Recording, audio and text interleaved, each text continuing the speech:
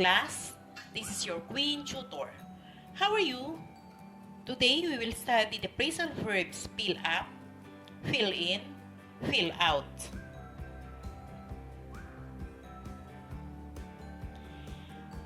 If I'm going to ask you to answer the following questions, can you write the correct answer? The direction says, write fill up, fill in, or fill out in the blanks provided. Number 1, Paulo and Luisa blank the forms and quietly leave the room. Number 2, did Mrs. Snyder blank the jar with cookies? Number 3, the students blank the circles with the correct answers. Fill up, fill out, fill in are phrasal verbs. The word fill is a main verb, and up, out, and in are particles. So, a phrasal verb is a verb plus particle. The particle may be a preposition or adverb. To fill is to put something in an empty space. Ang ibig sabihin ng to fill ay lagyan or punan. What is fill up? Fill up means to make something become full physically. Ibig sabihin, punuin. If you want to put something in a certain canister or jar or container, and you don't want to leave any space free in that particular container, so you say, fill up that jar or fill up that container. Hey, so to fill up means punuin. Example, number 1, Mr. and Mrs. Hemady fill up the canister with pure oil. So there is a canister here to be filled up with pure oil. Example number 2, she fills up the pen with red ink and gave it to Raymond. Inside the pen, there is a container for an ink. So when the ink is empty, you say, fill up that pen with an ink.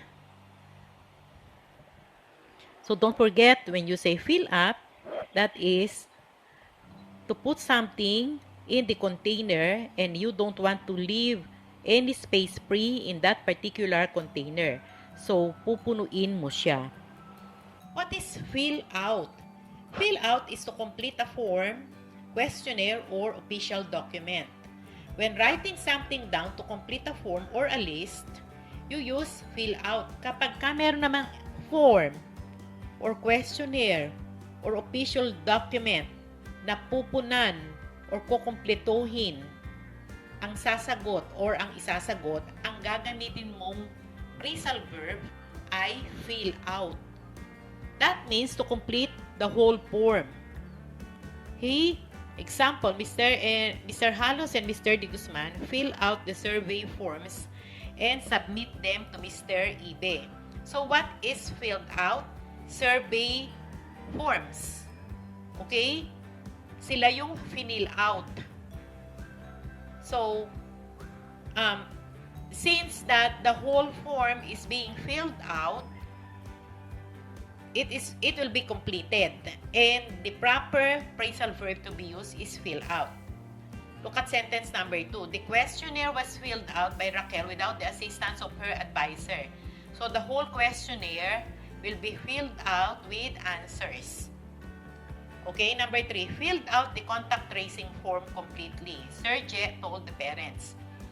Fill out the contact tracing form completely. Ibig sabihin, kumpletuhin mo or punan mo ng kumpleto ang contact tracing form. So when we're talking about the whole form and you have to answer it completely, ang gagamitin mo naman ay fill out.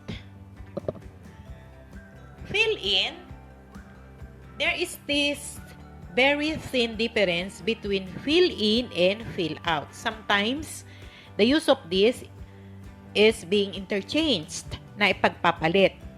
But as I said, there is a difference between the two of them. Fill in means when you are given an application form asking you to provide your name, address, birthday, etc., you have to fill in with your information by writing them down in the specific blanks provided.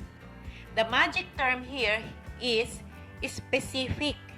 Pag sinabi mong specific, merong specific o sigurado o particular blank or space na pupunan, ang gagamiting word ay fill in. Okay. You use fill in to write an information in a specific part of a form. So, if there is a form and there is a specific part to be answered, you use fill in. It may be a blank or a shape. Okay? When shading a specific shape completely, like what you see in the answer sheets in which you fill in the circles of the correct answers, you use fill in. So, pagka pala, di ba, sometimes we answer or pinupunan natin yung answer sheets. May mga circles doon. Ang gagamitin mong word ay fill in. You will say, fill in the circles. Okay? Let's look at the examples. Number 1, the teacher asks the students to fill in the blanks with the correct answers. Number 2, the direction says, fill in the circle evenly so that the computer may check your answers well. Number 3, Gina and Ross fill in the provided space with date of their marriage. And number 4, the space provided for the date of birth was filled in by Danielle. So, in all those examples, there is always a magic word. Space provided, specific, or the blank. Those are the magic words. Because when you say, you have to fill in the specific blank, or you have to fill in the specific circle. So, let us wrap up. Pag sinabi mong fill up, may pupunuing lalagyan. Pag sinabi mo namang fill out, yung buong form ay pupunan. Like, fill out the biodata, fill out the registration card, fill out the contact tracing form. Pag sinabi mo namang fill in, there is a specific blank which is to be answered. Or specific space. For example, sabihin mo, fill in the blanks, fill in the circles, or fill in the boxes of the correct answers. So, wag malilito. Now, let's go back to the exam that I gave you a while ago. We have this 3-item test. Number 1, or the direction says, write, fill in, or fill out in the blanks provided. Number 1, Paulo and Luisa. What's the answer? Correct. The answer is, fill out the forms and quietly leave the classroom. So, repeat. Paulo and Luisa fill out the forms and quietly leave the classroom. Number 2, did Mrs. Snyder fill up the jar with cookies? Did Mrs. Snyder fill up the jar with cookies? Number 3, the students blank the circles with the correct answers. So, the students fill in the circles with the correct answers. Okay. So long, folks. See you next round.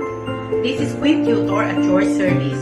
Don't forget, if you speak English well, bright future lies ahead. Bye for now.